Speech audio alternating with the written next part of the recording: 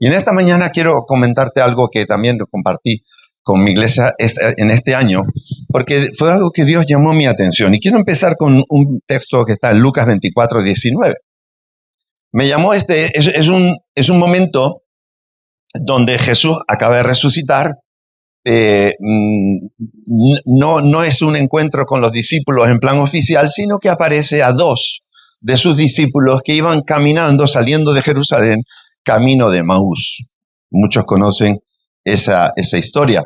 Y ahí iban no discutiendo, iban charlando sobre Jesús, sobre que alguien había dicho que había resucitado, no estaba en la cueva, o sea, estaban en esa intriga, y de repente se les juntó un extraño. Y se les juntó en el camino, caminando, y les preguntó, ¿de qué hablan? Y ellos no reconocieron que era Jesús. Pues entonces ellos decían, pero vamos a ver, ¿es que eres tú el único que no se ha enterado de todo lo que ha pasado? ¿De todo el lío que ha habido estos días o qué? Dice, no, cuénteme. Y entonces ellos le empiezan a contar, y mire la frase que está aquí escrita en Lucas 24:19, dice, entonces él les dijo, ¿qué cosa? Es decir, ¿de qué están hablando? ¿Qué quieren decirme? Y ellos dijeron, de Jesús, Nazareno, que fue varón profeta, poderoso en obra y en palabra delante de Dios y de todo el pueblo. Y con eso estaban intentando distinguir o describir a ese Jesús que supuestamente este extraño no lo conocía. Y cuando le están describiendo eso, usa estos términos. Y yo cuando leí esto fue hace ya como unos 2 meses a final del año, y Dios me llamó mucho la atención con esto y me ha estado dando vueltas y vueltas y vueltas. Cuando dice poderoso en obra y en palabra delante de Dios y de los hombres.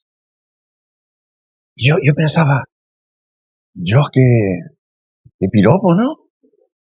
Qué piropo que le dijeron de Jesús, decían que era poderoso en obra y en palabra. Y luego pensé, y si tuvieran que decir algo de mí, ¿qué dirían? Poderoso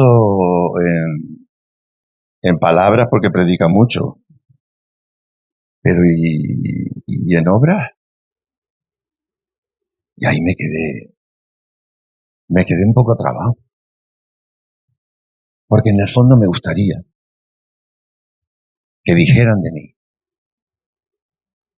ese poderoso en palabra, pero en obra. Dile que está a tu lado, a mí también me gustaría que dijeran de mí, ¿no? Para mí me destacó el hecho de cómo Jesús compartía el evangelio, es decir, la forma en la que Jesús evangelizaba, que Jesús es un modelo para nosotros, el modelo en que Jesús utilizaba para evangelizar no era solamente palabra, y rápidamente me viene, pues uno ya lleva tiempo en esto, y me viene y dice, wow, qué capacidad tenemos para hablar bien. ¿Qué capacidad tenemos para ponernos en un púlpito y dar explicaciones y contar historias de la Biblia? Y me he dado cuenta también mirando atrás la cultura religiosa de la que la mayor parte de nosotros hemos venido, ¿verdad? Que es una cultura de donde la palabra tiene un lugar muy importante, pero cuando vas a buscar obras no hay obras. No hay una manifestación, que es lo que aquí se está exaltando, una manifestación de poder en esta magnitud aquí que se habla, no lo hay en nuestro ministerio, no lo hay en nuestra vida. Somos capaces de decir versículos de memoria, explicar lógicamente cómo aplicar la salvación para que no vayas al infierno, pero cuando tienen que hablar de nosotros y nos dicen, el hombre sabe, hoy sabe, es una palabra, wow. Y la pregunta es, ¿pero y las obras? Y esto me llamaba la atención, porque me doy cuenta que esta sociedad está cansada de palabras. Y por eso la religión tradicional ha tenido tal fracaso, no solo porque hay equivocaciones doctrinales importantes, sino porque se termina siendo solo palabras que no vienen acompañadas con un respaldo del poder de Dios. Y esto para mí es una preocupación. Porque en estos tiempos que vivimos, donde estamos en los últimos tiempos, si algo hay es urgencia. Y no es urgencia de explicar cuál es la salvación, es urgencia de manifestar el poder de Dios para que la gente vea a Dios en acción. Mira, hay unos momentos, bueno, Jesús, tú dices, conchale, es que Jesús es Jesús, ¿verdad? Y hacía milagros de todo tipo. Hay unos momentos donde Jesús incluso usa este argumento, lo usa en lo de las obras. Mira, en Juan 10:25 dice, Jesús le respondió, os lo he dicho. En otras palabras, os lo he predicado, os lo he contado, dice, y no creéis. Entonces, en esta frase él está haciendo referencia a lo que ha hablado. Dice, os lo he dicho y no creéis. Esto nos pasa mucho, que hablamos a nuestra familia, a nuestros amigos, al compañero del trabajo, los estudios, pero como que la palabra no, como que rebota. Pero de repente dice, las obras que yo hago en nombre de mi Padre, ellas dan testimonio de mí. Mira, en el versículo 37, un poco más adelante, dice, si no hago las obras de mi Padre, ¿no me crean?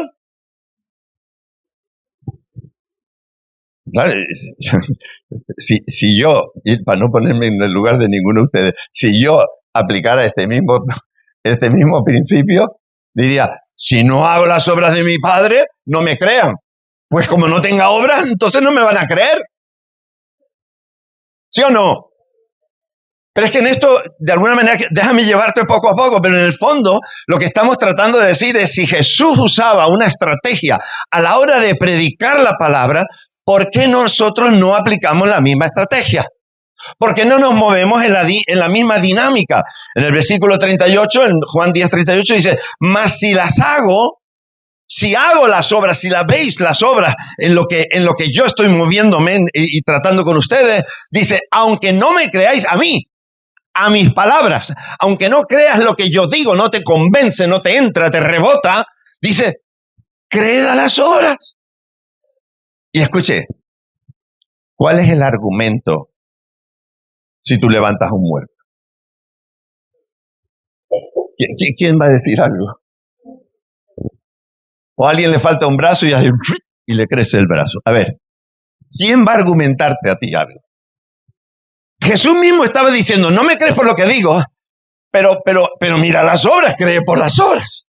Y en el fondo lo que Jesús está intentando tratar es de darnos un modelo donde salimos de las simples palabras, aunque son palabras de la Biblia, pero a veces se quedan solo en palabras para mostrar y decirles, mira, es que lo que yo te lo digo también viene refrendado por lo que yo hago. Mira en los milagros de Dios. Y Dios quiere ver en nosotros milagros. Esto no es para pastores. Esto es para el que cree, para los creyentes. Y ahí es donde Dios nos quiere levantar. Dios quiere sacarnos de simplemente aprender palabras y entonces meternos en el espíritu, en la acción de el mover de Dios, del poder de Dios. Y era mucho más que eso. No me quiero hoy centrar en otras cosas, pero miren, Mateo 4:23, y recorrió Jesús Galilea enseñando en las sinagogas, enseñando palabra, enseñando, dice, y predicando el evangelio del reino, palabra, dice, y sanando toda enfermedad y toda dolencia del pueblo. Obras que manifiestan que Dios está contigo y que Dios está conmigo.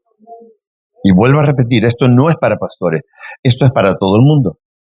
Ahora, algunos dicen, no, pero es que me estás hablando de Jesús. O sea, vamos a ver, ¿quién se va a comparar con Jesús, verdad? Bueno, pero no es que era solo Jesús, porque te quiero leer Lucas 9:1. En Lucas 9:1 dice, habiendo reunido a sus 12 discípulos, les dio poder y autoridad sobre todos los demonios y para sanar enfermedades, y los envió a predicar el reino de Dios y a sanar a los enfermos. Entonces, escúchame, ya el argumento de que era Jesús ya no vale, porque es Jesús y los 12. Y empezamos a ver cómo el Señor se mueve. Mateo 10:1, entonces llamando a sus 12, lo cuenta Mateo un poquito más amplio, llamando a sus 12 discípulos, les dio autoridad sobre los espíritus inmundos para que los echasen fuera y para sanar toda enfermedad y toda dolencia. Y yendo, predicad diciendo, el reino de los cielos se ha acercado. Sanad enfermos, limpiar leprosos, resucitad muertos, echar fuera demonios, de gracia recibisteis, dad de gracia. En otras palabras, lo que el Señor estaba diciendo, le dice, mire, lo que yo hago no lo voy a hacer yo solo.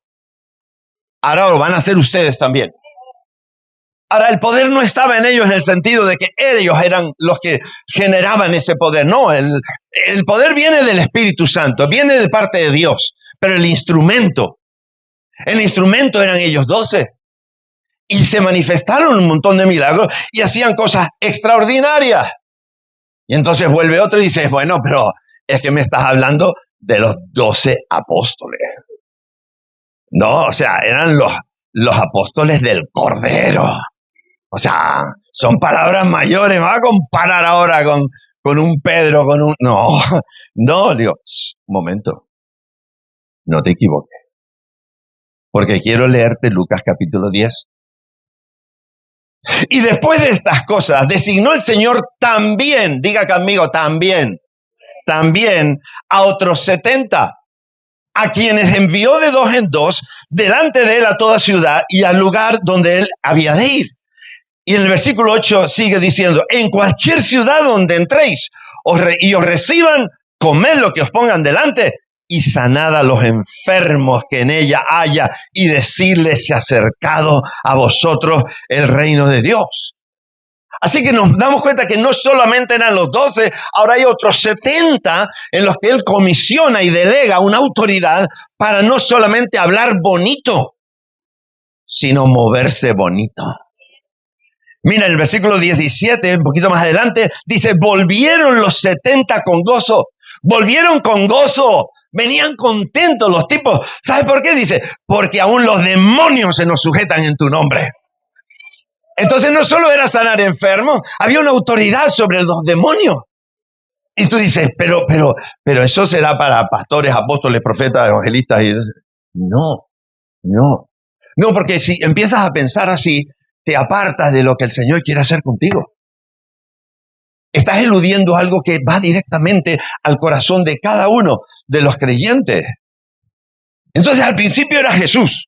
Y nos dimos cuenta que no era solo Jesús, porque luego él delega en los 12. Así que era Jesús y los 12. Pero es que tampoco entonces eran los 12, porque acabamos de ver que comisiona a otros 70. Así que el número parece que va creciendo. Me da la impresión de que no tiene que ver con ciertos ungidos, sino con todos aquellos que se acercan a Jesús y empiezan a caminar con él y a hacer lo que Jesús hacía. Y ahí es donde yo me encuentro entonces metido en este saco. En Mateo 28, 18, y Jesús se acercó y les habló diciendo, ya Jesús se iba a ir. Son sus últimas palabras. Está dejando esa gran comisión a sus discípulos. Dice, toda potestad me es dado en el cielo y en la tierra. Por tanto, id y haced discípulos. Entonces, cuando él se va, él a todos los que estaban allí con él, les delega una tarea.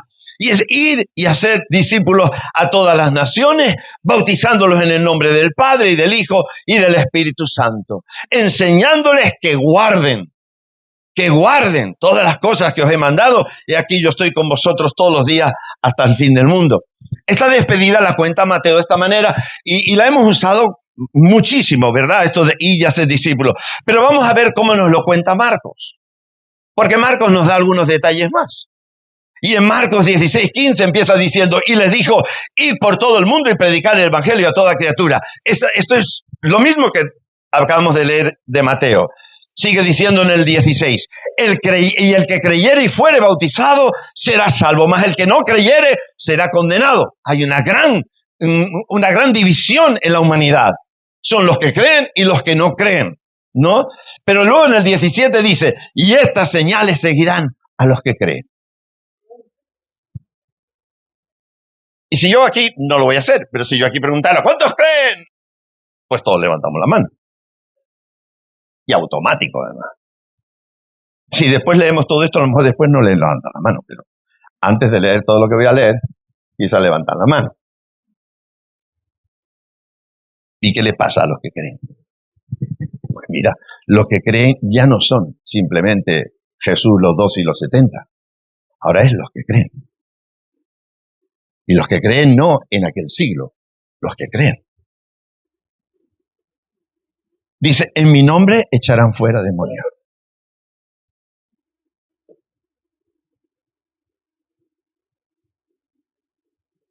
En la última semana, ¿cuántos demonios echaste tú? Es por curiosidad, para tener un número. Un número. ¿No? Bueno, desde lo que llevamos de año, ¿cuántos demonios?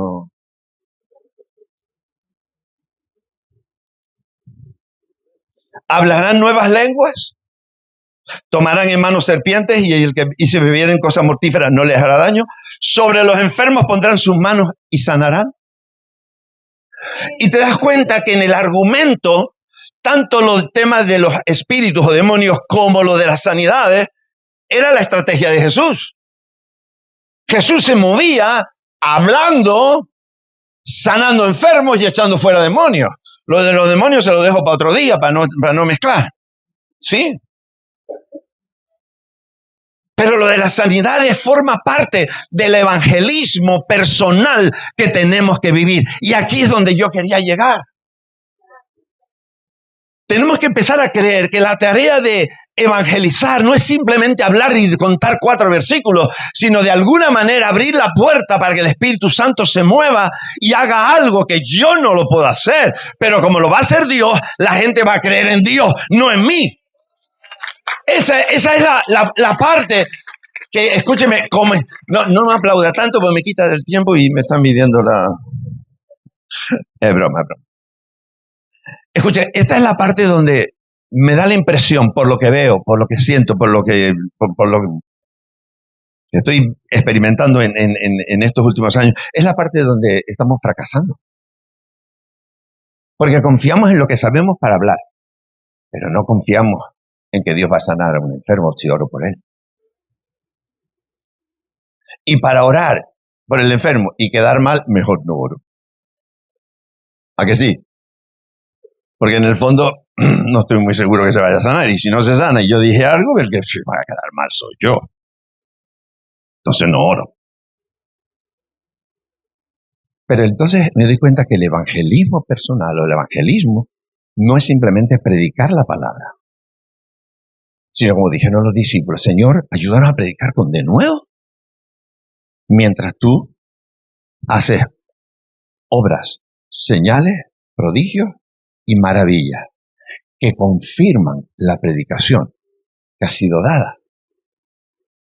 Y este es el punto donde de alguna manera Dios quiere hacerte sentir a ti, igual que a mí, que quiere que oremos por los enfermos, que creamos que Dios los quiere sanar, porque es la palabra que Él nos ha dejado. No es el antojo de tu pastor o de tu pastora o del no sé quién que vino y te predicó. No, es la palabra la que nos está diciendo que si tú crees, estas señales van a seguir en tu ministerio.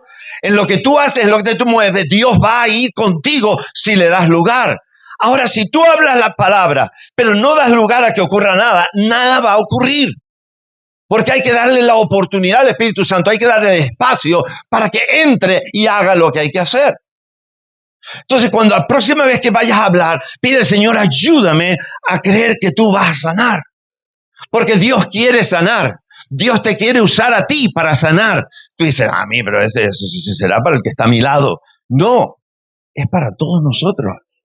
No importa la edad, no importa el nivel cultural o social en el que te mueves, es para el que cree. Y si tú dices que crees, tienes que entrar en esta dinámica.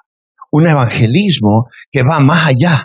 Y entonces se cumplirá lo que leíamos al principio, el piropo famoso que yo mencioné antes. ¿Quién? Jesús, varón profeta, poderoso en obra y en palabra. Y entonces dirán de ti o de mí, deberían decir. Es lo que Dios espera. Es lo que creo que tenemos que trabajar. Y en esto nos tenemos que meter con Dios, porque no va a venir entre comillas, de gratis. Va a haber que buscarlo, porque no lo he creído, no lo he hecho mío. Entonces tengo que meterme con Dios para decirle, Señor, ayúdame a aceptar esto, a creerlo, para vivirlo. Ayúdame a darte oportunidad una tras otra, hasta que empiece a funcionar. Señor, alimenta mi incredulidad, o sea, ayuda a mi incredulidad, porque me cuesta creer que voy a sanar por un cojo y se va a sanar. Me cuesta creer que voy a orar por un muerto y se va a levantar. Me cuesta creer. En un catarro sí me atrevo, Señor. En un catarro sí me atrevo. Pero a que un sin brazo le crezca el brazo, mejor no oro. Me cuesta creer. Mira, yo he aprendido que a medida que uno incrementa su relación con Dios, su vivencia diaria, no solo en un momento concreto del día, sino es una vivencia continua. En esa relación crece la confianza de que Dios se va a mover. Y es verdad que alguno, como me contaba un pastor, que decía, yo empecé a orar por los enfermos y no se sanaba ninguno. ¿Y qué va a hacer esto? Es un reto. Porque ¿a dónde te va a llevar eso? A decir, ve, esto no funciona, lo dejo. Dice, pero yo seguí orando. Y llegó el momento donde empezaron a sanarse los enfermos. Y yo creo que hay muchos momentos donde Dios va a probar nuestra fe, nuestra confianza en Él. Y es ahí donde uno tiene que permanezco con la confianza de lo que Dios me ha dicho. Porque si Dios lo ha dicho, yo lo creo. Y no lo estoy viendo, pero yo lo creo. No lo estoy viendo, pero yo lo creo. Y sigo hasta que Dios va a hacer la obra. Porque en ese sentido, Dios está fortaleciendo mi fe. Dios está probando mi corazón. Y Dios quiere que le crea. Mire, la sanidad divina. Hasta ahora venía hablándoles de yo o tú como actor que ora por sanidad. ¿Sí? Pero quiero dedicar un par de minutos nada más, antes de tener un tiempo de oración, al hecho de que la sanidad divina es algo que todavía a gente le cuesta pensar en eso, pero la sanidad divina es algo que Dios ha dado a su pueblo. Yo tengo derecho a reclamar sanidad. Yo no tengo por qué convivir con mi enfermedad toda la vida, como si fuera mi amiga íntima. Algunos abrazan su enfermedad y qué bien está, ¿verdad? No. En ese sentido, Dios quiere que tú sepas que Jesús también murió en la cruz, no solo por salvarte y darte vida eterna, murió en la cruz también por tus enfermedades.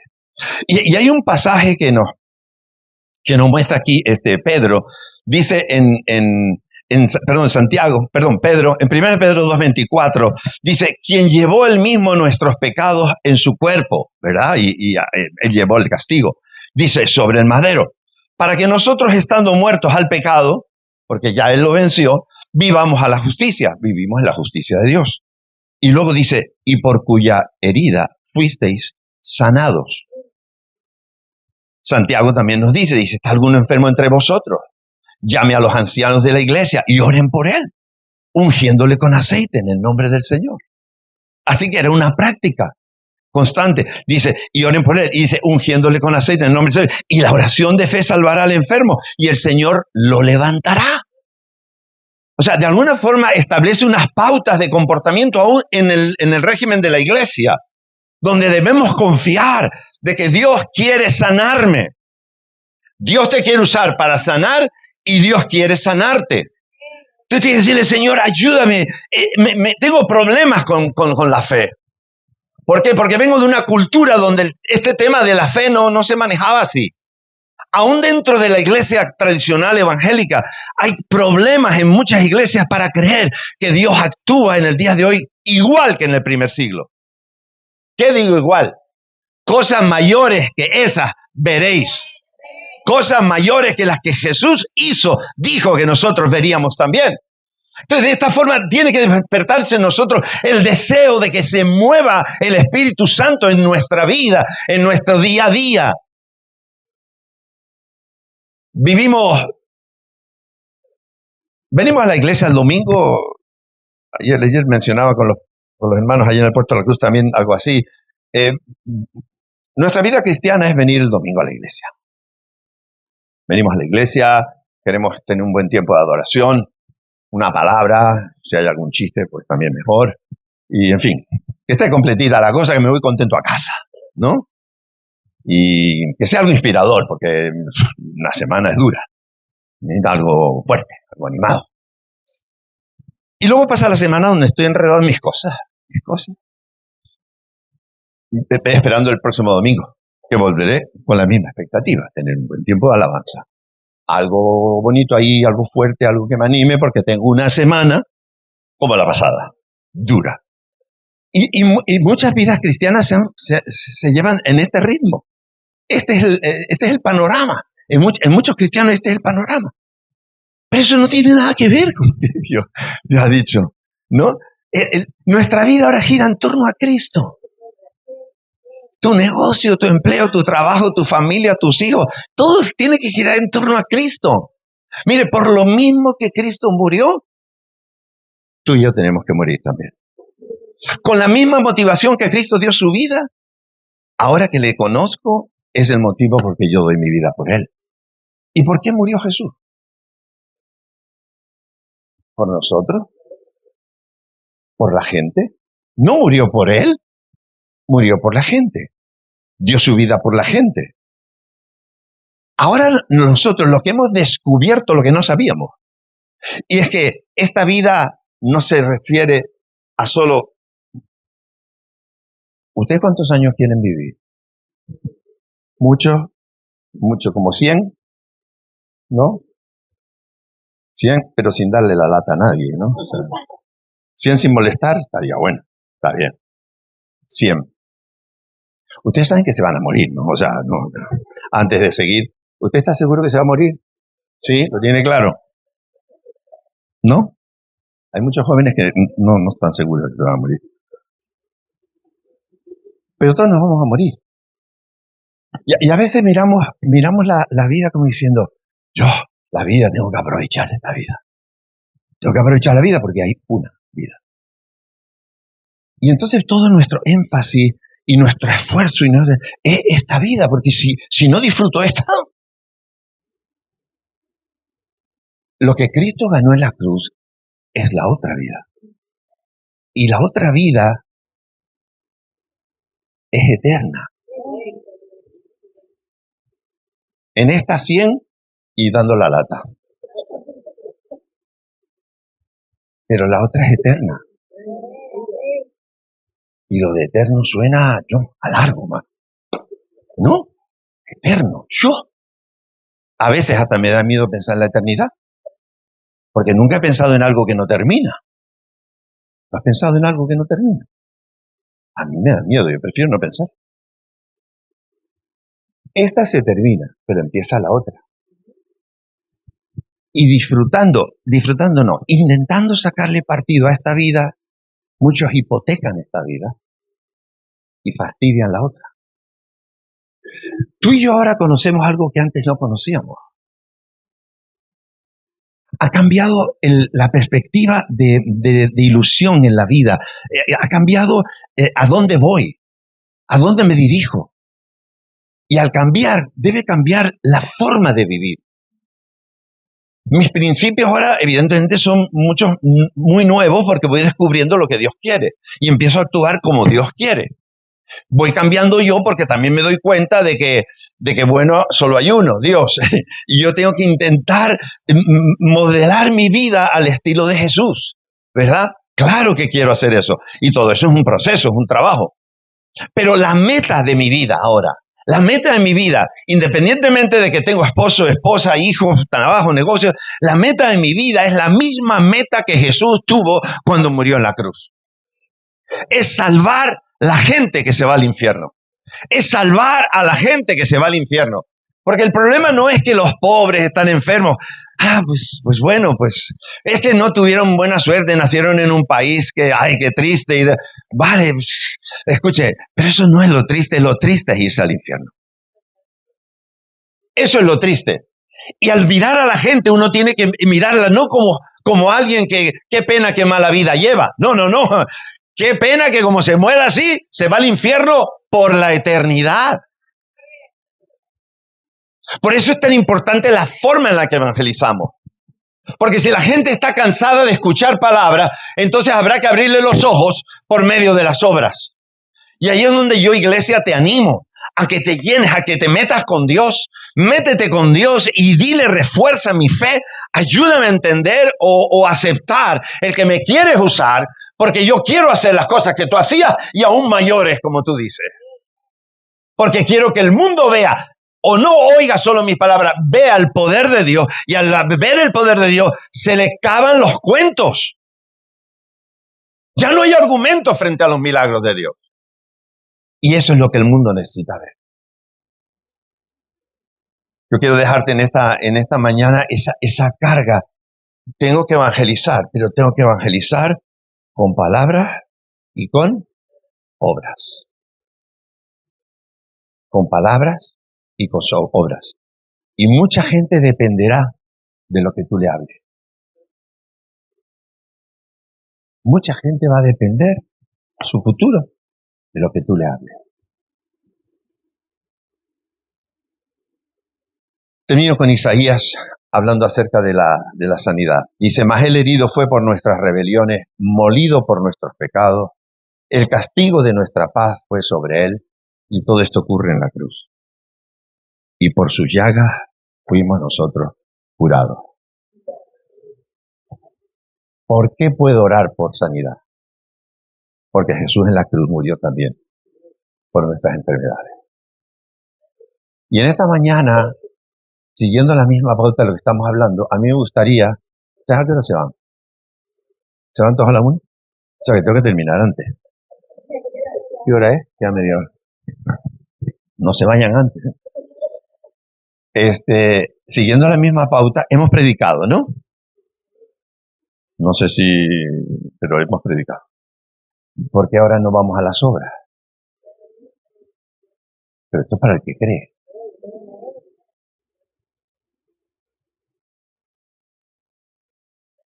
Vamos.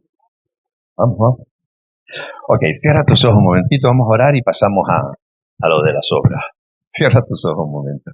Y dile, Señor, ¿qué quieres hacer conmigo? Dile, ¿de verdad me quieres usar en eso? ¿De verdad quieres, Señor, que yo me atreva? Y escucha al Señor.